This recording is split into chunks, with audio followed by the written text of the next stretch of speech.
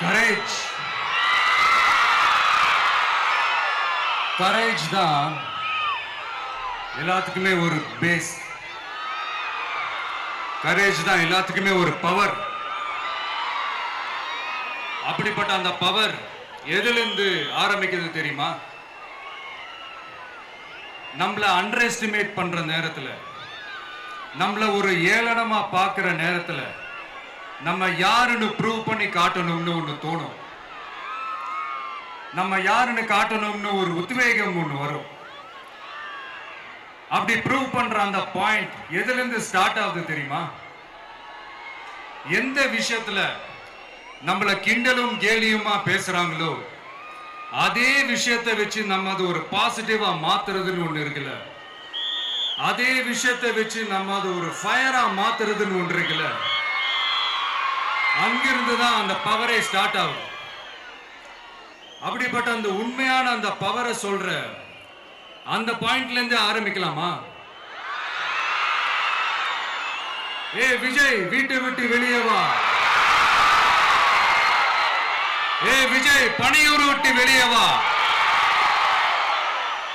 அப்படின்னு சொல்றவங்களுக்கு என் வீடு எதுன்னு தெரியுமா? முதல்ல என் வீடு எங்க இருக்குனாவது தெரியுமா? என சீண்டி பார்க்கறதா நினைச்சு கிண்டலும் கேலியுமா பேசுறவங்களுக்கு நான் சொல்றேன், இந்த தமிழ்நாடு தமிழ்நாடுன்னு சொல்றாங்களே, அது மத்தவங்களுக்கு வேணா ஸ்டேட்டா இருக்கலாம். ஆனா என்ன பொறுத்த வரைக்கும் என் தாய் நாடான தமிழ்நாடு தான் என் வீடு.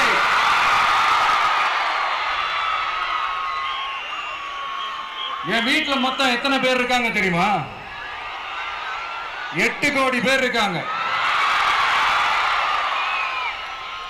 ஒட்டுமொத்த தமிழ்நாட்டு மக்களும் என் வீட்டு மக்கள், என் குடும்பம், என் உறவு, என் சொந்தம். எனக்கு எல்லாமும் கொடுத்த இந்த 8 கோடி சொந்தங்களுக்கு இனிமே எல்லாமுமா கூட நிக்க போறது இந்த விஜய் மட்டும்தான். தமிழ்நாட்டோட முதல் படை வீரனா, தமிழ்நாட்டோட முதல் பாதுகாவலனா அவங்க கூடவே நிக்கணும்ன்றதுதான் என்னுடைய குறிக்கோள். இன்னைக்கு இந்த விஜய், உங்க விஜய் உங்ககிட்ட ஓட்டு கேட்டு மட்டுமே வரல, உங்ககிட்ட நீதி கேட்டும் வந்திருக்கிற. ஆக்சுவலா உங்களுக்காக நீதி கேட்கறதுக்காக தான் நான் அரசியலுக்கே வந்தேன். ஆனா இன்னைக்கு நான் உங்ககிட்ட நீதி கேட்கறதுக்காக வந்திருக்கிறேன். இந்த விஜய் என்னங்க தப்பு பண்ணா? தன்னை நேசிச்ச தன்னுடைய மக்களுக்காக அரசியலுக்கு வந்தா, அது ஒரு தப்பா?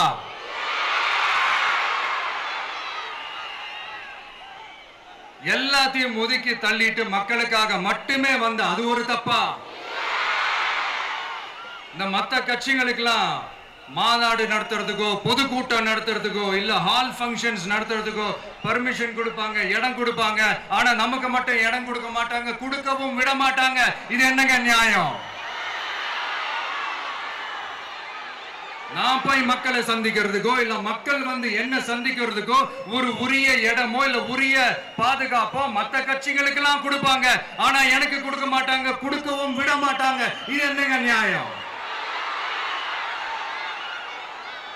இந்த SOPs சொல்லுவாங்க, அதனுடைய ஃபுல் ஃபார்ம் வந்து ஸ்டாண்டர்ட் ஆபரேட்டிங் ப்ரொசீஜர்.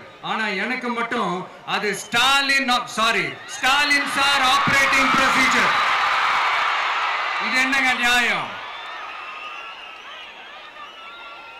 இந்த விஜய் உண்மையானவன்றது உங்க எல்லாருக்குமே தெரியும். நமக்கு எதிரா சதி செய்யறது யாரு, நமக்கு எதிரா சூழ்ச்சி செய்யறது யாரு, நமக்கு எதிரா பழி போடுறது யாரு, யாரெல்லாம் ஒன்னா சேர்ந்து இதெல்லாம் செய்யறாங்கன்றது உங்க எல்லாருக்குமே நல்லா தெரியும். அதனால என்னோட சொந்தங்களாகிய உங்ககிட்ட வந்து நான் நீதி கேட்காம வேற யாருக்கிட்ட தான் போய் கேட்பேன்?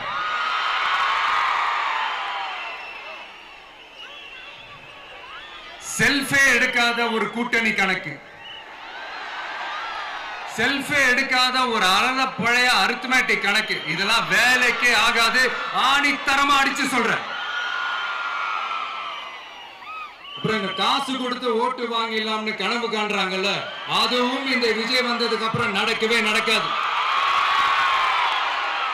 வண்டி வண்டியா கொண்டாந்து குட்டுவாங்க. 1000, 2000, 3000, 4000, 5000. சாமி மேல சத்தியெல்லாம் வாங்குவாங்க. அப்படிதான் இத்தனை வருஷமா உங்களை ஏமாத்தி இருக்கிறாங்க. வாங்கிக்கங்க, சந்தோஷமா வாங்கிக்கங்க. எல்லாம் உங்க பணம் தான். வாங்கிக்கிட்டு அவங்க காதிலே விசில ஊதி அனுப்புங்க. எப்படி? அவங்க செவிலே விசில ஊதி அனுப்புங்க.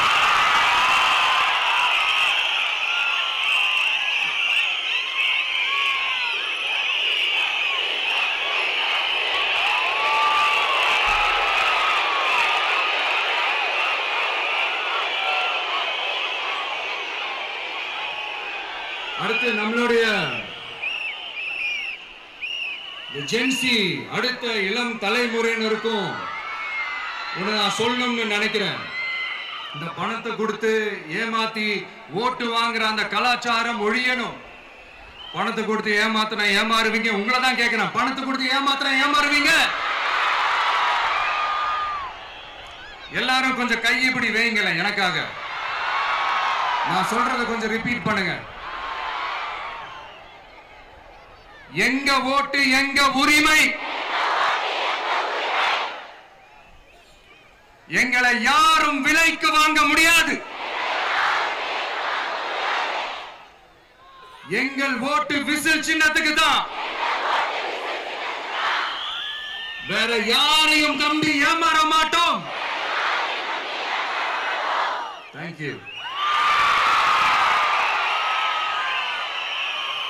கேட்டுச்சா சார்? இனிமே நீங்க கொள்ளையடிச்சு வச்சிருக்கிற பணம் எல்லாம் வேஸ்டா போகுது. குப்பையில தான் தூக்கி போடணும்.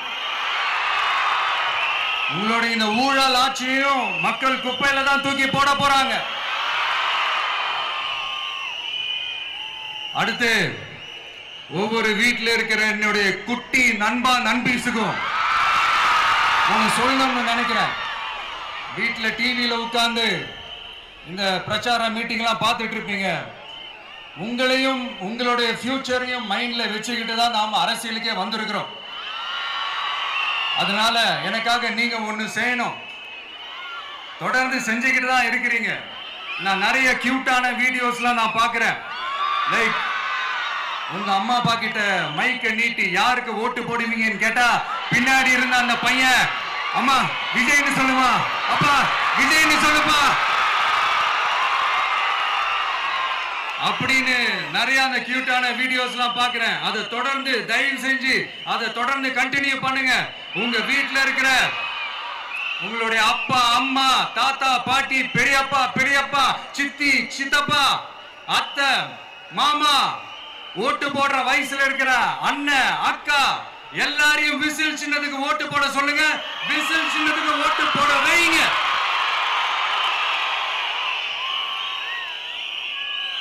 இந்த தேர்தல் நெருங்கிற இந்த நேரத்தில் பொலிட்டிக்கலா ஸ்பீக்கிங் டு த பாயிண்ட் ஒரே ஒரு விஷயம் நான் சொல்லணும். நாங்க அரசியலுக்கு வந்தது எந்த கட்சியும் ஒழிக்கிறதுக்கோ அழிக்கிறதுக்காகலாம் நாம அரசியலுக்கு வரல. யார் மேலேயும் தனிப்பட்ட ஒரு வன்மமோ இல்ல தனிப்பட்ட கோபமோ அப்படிலாம் யார் மேலேயும் கிடையாது. இந்த மற்றவங்க மாதிரி இந்த வெறுப்பு அரசியல் பண்றதுக்காகலாம் நாம அரசியலுக்கு வரல. அரசியல் ரீதியா நம்மளுடைய எதிரிகள் யாருன்னு டிக்ளேர் பண்ணிட்டு தேர்தலில் நின்று ஜெயிச்சு மக்களுக்காக எங்களுடைய நன்றி கடனை செலுத்துறதுக்காக தான் நாம அரசியலுக்கே வந்திருக்கோம். Just want to make this clear. அவங்கள கேள்வி கேட்கறதுக்கு முன்னாடி அவங்களோட இயலாமையை மறைக்கிறதுக்காக இந்த ஏ டீம் பி டீம் இதெல்லாம் கூட சேர்த்துக்கிட்டு ஒரே விஷயத்த சொல்லி அழுவுறாங்கல்ல. என்னன்னு சொல்லி அழுவுறாங்க? அனுபவம் இல்லாதவங்களால எப்படி ஆட்சி அதிகாரத்தை செய்ய முடியும் அப்படின்னு ஒரே விஷயத்த சொல்லி அழுவுறாங்கல்ல. அந்த அழுகைக்கு நாம ஒரு பதிலடி கொடுக்கணும்ல. மக்களே, நான் உங்களையே கேட்கிறேன், தெரியாம தான் கேட்கிறேன். இந்த அனுபவம் அனுபவம் அனுபவம்னு சொல்றாங்களே, அதிகாரத்தை வச்சு மக்கள் பணத்தை கொள்ளையடிச்சதை தாண்டி வேற ஏதாவது கொம்பு முளைச்ச பெரிய அனுபவம் இவங்களுக்கு இருக்குதா?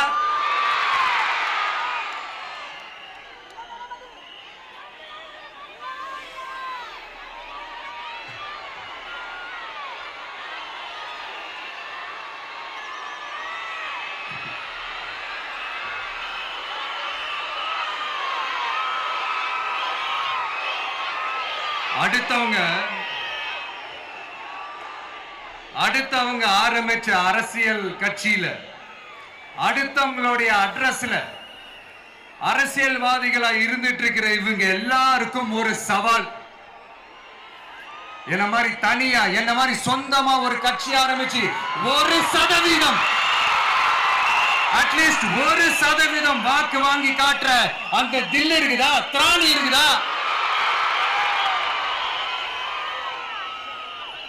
30 வருஷமா மக்கள் இயக்கமா இருந்து இன்னைக்கு மிகப்பெரிய ஒரு அரசியல் கட்சியா வளர்ந்து இந்த கூட்டணி கட்சிகள் மட்டுமே நம்பி இருக்கிற 75 வருஷ கட்சி, 50 வருஷ கட்சின்னு இன்னைக்கு ஆட்சி அதிகாரத்தில் இருந்துட்டு இருக்கிற இவங்க எல்லாரையும் மீறி இன்னைக்கு களத்துல தனியா நின்னு இந்த 2 வருஷத்துல முதன்மை சக்தியா வளர்ந்து 30% தாண்டி இன்னைக்கு மக்கள் ஆதரவை பெற்றிருக்கிற நமக்கு அனுபவம் இல்லையா?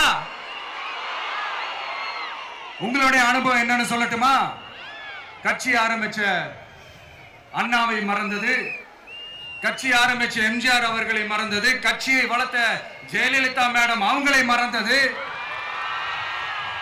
இவங்க எல்லாரும் சொன்ன விஷயங்கள், பேசின விஷயங்கள், எதையெல்லாம் ஃபாலோ பண்ணணும்னு சொன்ன விஷயங்கள் எல்லாத்தையும் மறந்தது. இவங்களுக்கு நமக்கு அனுபவம் இல்லையா? நமக்கு அனுபவம் இல்லதான். கொள்ளை அடிக்கிறதுலாம் எங்களுக்கு அனுபவம் இல்லதான். அதெல்லாம் எங்களுக்கு சுட்டு போட்டாலும் வராது. இந்த கொள்கையை பேருக்கு மட்டும் வச்சுக்கிட்டு நேரடியா சரண்டர் ஆகிறது, மறைமுகமா சரண்டர் ஆகிறது, இந்த மாதிரி அனுபவம் நமக்கு இல்லதான். அதுவும் நமக்கு சுட்டு போட்டாலும் வராது. மக்களை நேசிக்கிற நல்ல குணம் இருந்தா போதும்யா. நல்ல சூப்பரான ஒரு நல்லாட்சி கொடுக்கலாம். நல்லாட்சி கொடுக்கிறதுக்கு மெத்த படிச்ச மேதாவிகளா இருக்கணும்லாம் ஒன்னும் அவசியம் இல்ல. காமராஜர் அவர்கள் மாதிரியோ, எம்ஜிஆர் அவர்கள் மாதிரியோ மக்கள் சக்தியின் துணையால, மக்கள் மேல அக்கறையா இருக்கக்கூடிய நல்ல அதிகாரிகளின் துணையால சூப்பரான ஒரு நல்லாட்சி என்னால கொடுக்க முடியும், செஞ்சு காட்டுறேன்.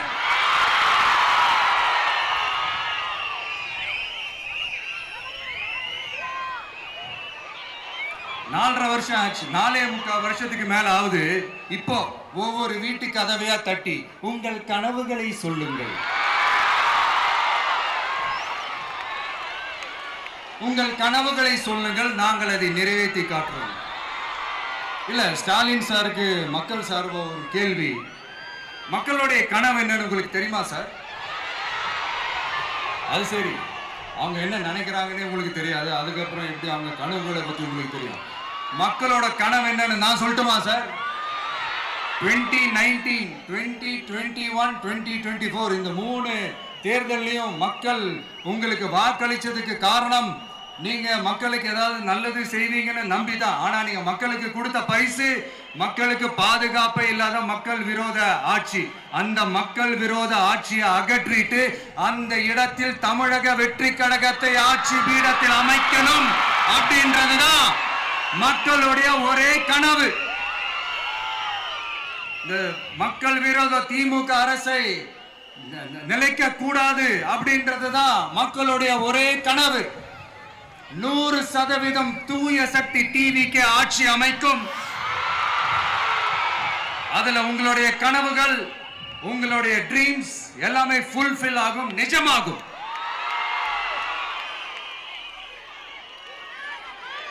தமிழ்நாடு எப்பவுமே டெல்லிக்கு அவுட் ஆஃப் கண்ட்ரோல் அப்படின்ட்டு ஸ்டாலின் சார் அடிக்கடி சொல்லுவாங்க. ஸ்டாலின் சார் எதெல்லாம் அவுட் ஆஃப் கண்ட்ரோல் இப்ப நான் கொஞ்சம் சொல்லட்டுமா? முதல்ல சட்டம் ஒழுங்கெல்லாம் அவுட் ஆஃப் கண்ட்ரோல், பெண்கள் பாதுகாப்புல அவுட் ஆஃப் கண்ட்ரோல், இளைஞர்கள் வேலை வாய்ப்புல அவுட் ஆஃப் கண்ட்ரோல், மொத்தத்தில் அவரோட ஆட்சியே ஒரு அவுட் ஆஃப் கண்ட்ரோல். இந்த வருஷம் பிகினிங்ல சட்டசபையில பேசும்போது சொல்றாங்க, மக்கள் எல்லாரும் ரொம்ப மகிழ்ச்சியா இருக்கிறாங்க, அதனால நானும் ரொம்ப மகிழ்ச்சியா இருக்கிறேன் அப்படின்னு. மக்கள் சந்தோஷமா இருக்கிறத பார்க்கறது கூட ஒரு சந்தோஷம் தான் சார், அது யாரும் இல்லைன்னு சொல்லல. அப்படி உண்மையிலேயே மக்கள் உண்மையிலேயே சந்தோஷமா இருக்கிறாங்க அப்படின்னா ஏன் சார் விவசாயிகள் போராட்டம் நடக்குது? ஏன் சார் மீனவர்கள் போராட்டம் நடக்குது? ஏன் தொழிலாளர்கள் போராட்டம் நடக்குது?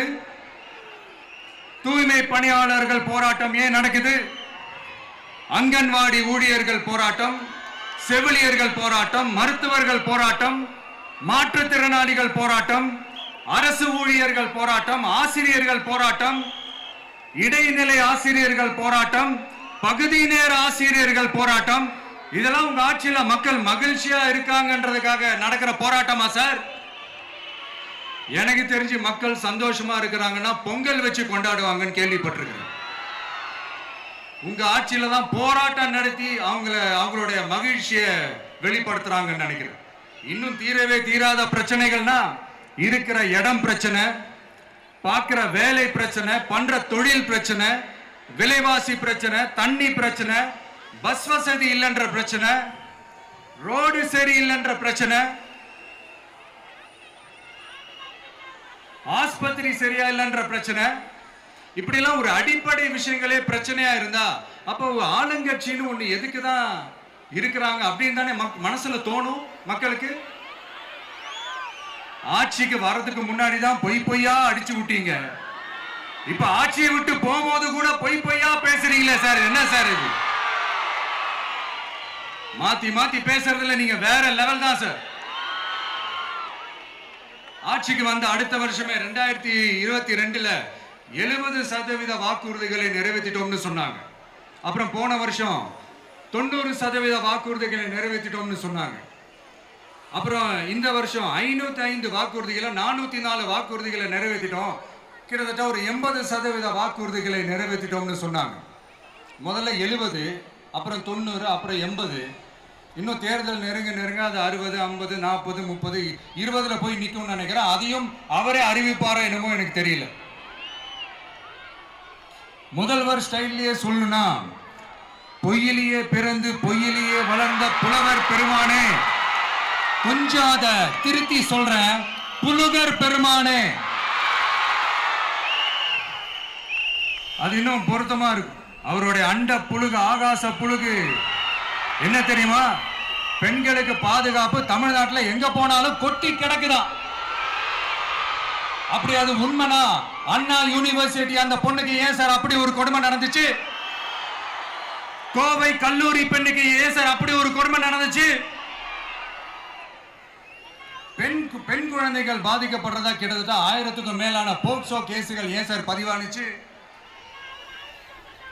போதைப் பொருள் கலாச்சாரம் கண்ட்ரோலே இல்லாம அது பாட்டுக்கு தாறுமாற எங்கேயோ போய்கிட்டு இருக்கு. வயலன்ஸ்லாம் தலைவிரிச்சு ஆடுது. அதுக்கு ஒரு ரீசெண்ட் எக்ஸாம்பிள் அந்த ரயில்வே ஸ்டேஷன்ல அந்த சிறுவர்கள் எல்லாரும் சேர்ந்து செஞ்ச அந்த சம்பவம். சட்டம் ஒழுங்கு சரியா இருந்தா ஏன் சார் இப்படி எல்லாம் நடக்குது? சட்டம் ஒழுங்கு சரியா இருக்கணும்னா முதல்ல தமிழ்நாட்டுக்கு ஒரு டிஜிபி வேணும் சார். எங்க சார் போனார் அவரு? எங்க அவரு? சும்மா இந்த ஆக்டிங் ஆபீசரை வச்சுக்கிட்டு அரசாங்கத்தை நடத்துனீங்கன்னா இப்படிதான் சட்டம் ஒழுங்கு சந்தி சிரிக்கும். முதல்ல தமிழ்நாட்டுக்கு ஒரு டிஜிபியை போடுங்க சார். அதுக்கப்புறமாச்சும் சட்டம் ஒழுங்கு சரியாகுதான்னு பார்ப்போம். சரிப்பா, கேள்வியா கேட்கறிய, நீ வந்தா என்ன செய்வ அதானே கேட்கறீங்க. கரெக்ட், கேட்கணும். மக்களோட அடிப்படை தேவைகளை தீர்க்கிறது தான் நம்மளுடைய ஃபர்ஸ்ட் வேலையே. அதை தீர்க்கிறதுக்கான அந்த தேடி போறது, அதோட சொல்யூஷனை தேடி போறது தான் நம்மளுடைய ஃபர்ஸ்ட் அஜெண்டாவே. கொஞ்சம் வெயிட் பண்ணுங்க, தேர்தல் அறிக்கை ரெடி ஆயிட்டு இருக்கு. தெளிவான ஒரு தேர்தல் அறிக்கையாவது வரும். என்ன நம்புற உங்களை நான் டிசப்பாயிண்ட் பண்ணவே மாட்டேன்.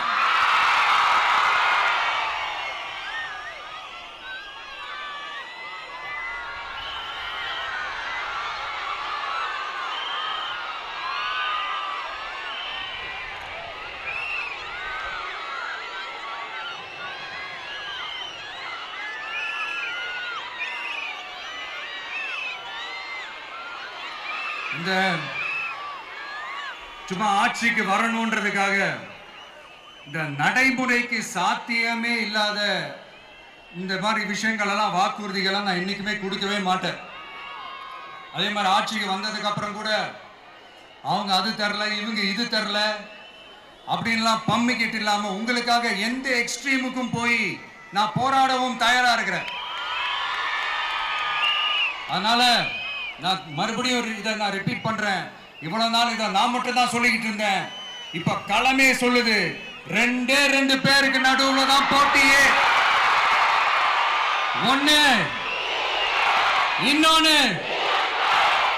ஒண்ணு தூய சக்தி டிவிக்கு, இன்னொன்னு தீய சக்தி டிஎம்கே.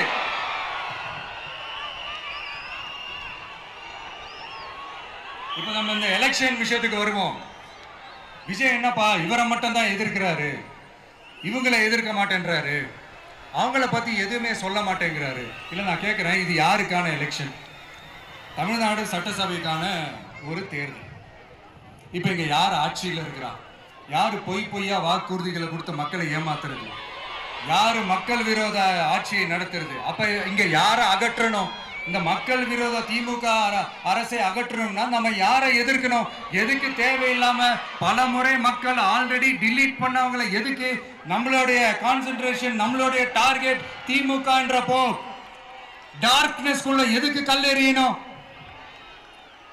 இங்க மக்களை விரும்புற விஜய் வேணுமா, இல்ல மக்கள் விரோத ஆட்சி நடத்துற ஸ்டாலின் சார் வேணுமா? அவ்வளவுதான் இந்த தேர்தலே. இதுக்கு நடுவுல வேற யாருமே கிடையாது. புரியுதுங்களா உங்களுக்கு? என் நெஞ்சில் குடியிருக்கும் சேலம் மக்களே,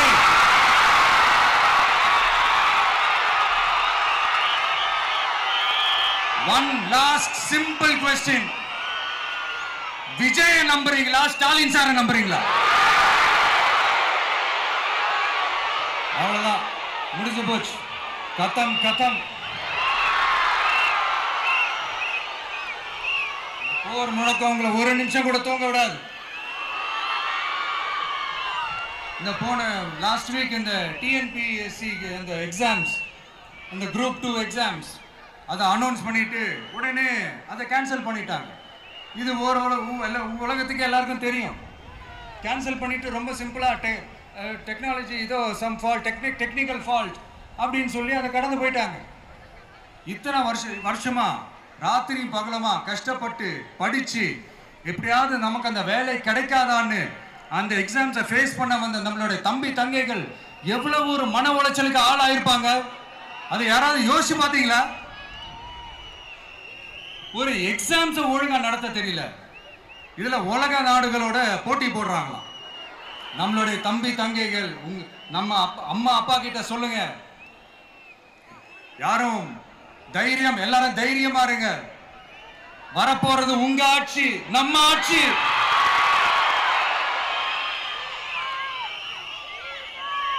அதனால இந்த மாதிரிலாம் எதுவும் நடக்காம சமூக நீதிக்கான ஒரு நல்ல ஆட்சியை அமைப்போம்.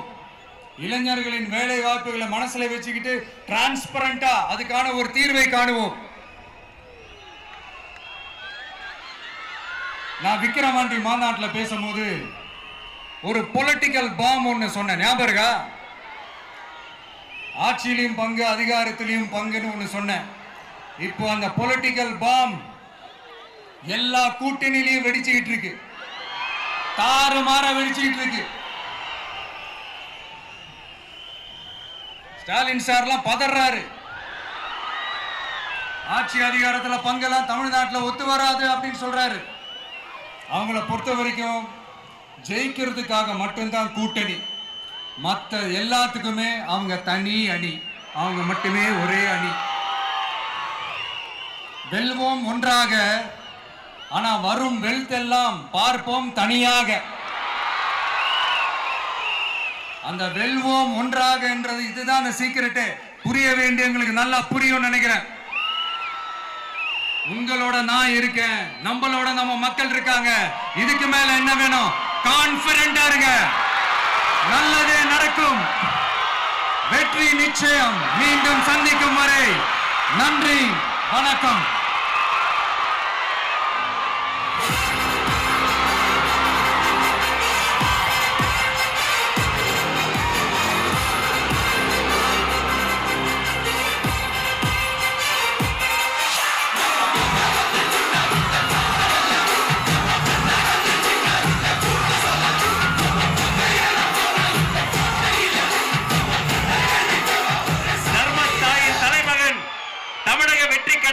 தலைவர் வெற்றி தலைவர் அவர்களுக்கு சேலம் கடக மாவட்ட செயலாளர்கள் உங்கள் சார்பில் நிறைவு பரிசு வழங்க மேடைக்கு வருகிறார்கள். சேலத்து இளம் சிங்கம் தமிழன் பார்த்திபன்.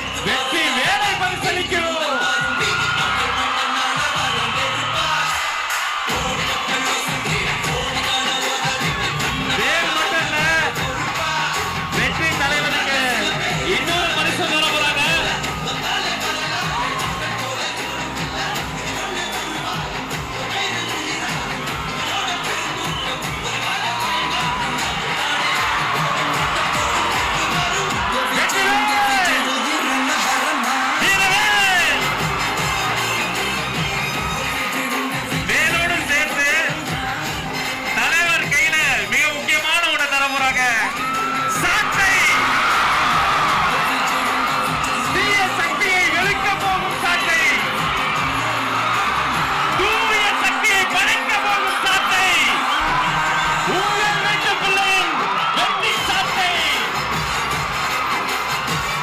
வீட்டுக்கு வீடு விஜய், நம்ம நாட்டுக்காக விஜய்.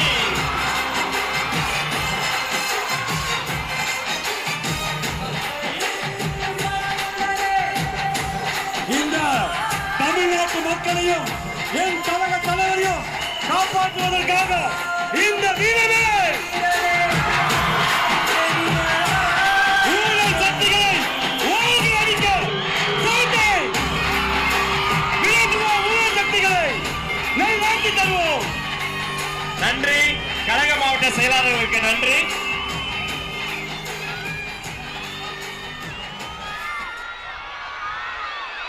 மாவட்ட செயலாளர்களுக்கு நன்றி. தமிழக வெற்றி கழகத்தின் கொள்கை பொதுச் செயலாளர் டாக்டர் KG அருண்ராஜ் ஐஆர்எஸ் அவர்கள் மாங்கனி மாநகரில் வெற்றி செங்கோலை பரிசாக தருகிறார்.